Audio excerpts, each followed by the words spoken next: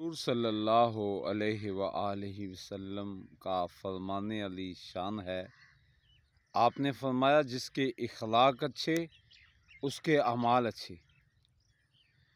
پیارے آقا کا فرمان علی شان ہے کہ جس کے اخلاق اچھے ہیں اس کے اعمال بھی اچھے ہیں، اور جس کے اخلاق برے اس کے اعمال بھی برے۔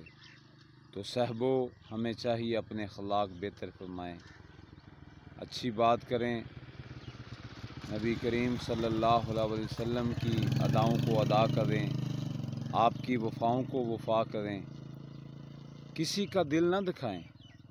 اگر کوئی غلط ہے، کوئی غلط راستے پہ چل رہا ہے تو اسے محبت سے، پیار سے، اخلاق سے اسے دعوت دیں،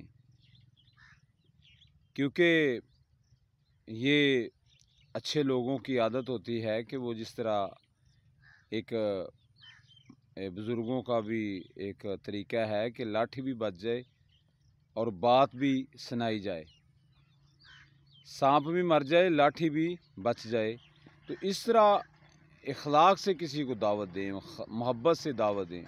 اللہ عمل کی توفیق عطا فرمائے۔